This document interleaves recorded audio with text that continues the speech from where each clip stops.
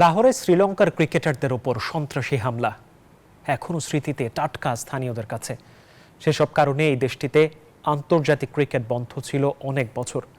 তবে আইসিসির ইভেন্টের ম্যাচ লাহোরে অনুষ্ঠিত হওয়ায় স্বস্তির নিঃশ্বাস ফেলছে স্থানীয়রা। পাকিস্তান লাহোর থেকে শুভদেবনাথের রিপোর্ট। 2009 সালে লাহোরে এই স্থানে শ্রীলঙ্কার টিমের ওপর হয়েছিল সন্ত্রাসী হামলা। সে কারণে 6 বছরেরও বেশি আন্তর্জাতিক ক্রিকেট বন্ধ ছিল পাকিস্তানে। সেই জায়গাটাই এখন মানুষের সমাগম রয়েছে, তবে সেই স্মৃতিগুলো এখনো টাটকা স্থানীয়দের কাছে। সালটা 2009। লাহোরের প্রাণকেন্দ্র লিবার্টি চকে ঘটে অনাকাঙ্ক্ষিত ঘটনা। শ্রীলঙ্কা ক্রিকেট দলের ওপর হয়েছিল সন্ত্রাসী হামলা, কিন্তু সেই গাড়ি চালকের কল্যাণে রক্ষা পেয়েছিল সবাই। কায়নাতের বয়স তখন ছিল 11। এখন তিনি দুটি কন্যা সন্তানের মা। তবে তার স্মৃতিতে এখনো টাটকা মুহূর্ত।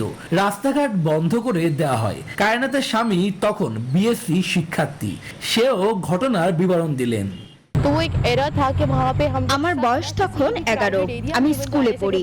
মনে আছে স্টেডিয়ামে পাকিস্তান শ্রীলঙ্কা ম্যাচ হওয়ার কথা ছিল, কিন্তু কয়েক মিনিটের মধ্যে সব অন্ধকার হয়ে যায়। এসব কারণে দীর্ঘদিন ক্রিকেট খেলা হয়নি আমাদের দেশে। এখন তার প্রভাব পড়ছে।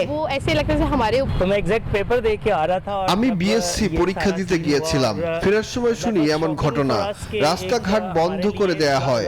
আমি উদ্বিগ্ন হয়ে পড়ি। মোহাম্মদ ইব্রাহিম স্টেডিয়াম চত্বরে দোকান চালান 2 যুগেরও বেশি। প্রত্যক্ষদর্শী হিসেবে দিলেন সেদিনের বিবরণ। সেদিন খেলা দেখতে যেতে চাও খলিলকেও এখনো তাড়িয়ে বেড়ায় সে ঘটনা। আমি এখানে 24 বছরের মতো দোকান চালাই। এদিন সকালে দোকানে এসে দেখি ছোটাছুটি। বিদেশি ক্রিকেটারদের নাকি গুলি করেছে। আমার চোখের সামনেই সব হলো। তারপর কঠোর নিরাপত্তা দিয়ে লঙ্কান ক্রিকেটারদের মাঠ থেকে নেওয়া হয়। আমি খেলা দেখতে গিয়েছিলাম। মাঠের কাছে এসে শুনি সন্ত্রাসী হামলার কথা। পুলিশ আমাদেরকে অনেকক্ষণ দাঁড় করিয়ে রাখে। পরে বাড়ি চলে যাই। সেই ঘটনার 15 বছর পর আবারও আইসিসির ইভেন্ট লাহোরের গাদ্দাফি স্টেডিয়ামে। শুভদেবনাথ, নিউজ 24, পাকিস্তান।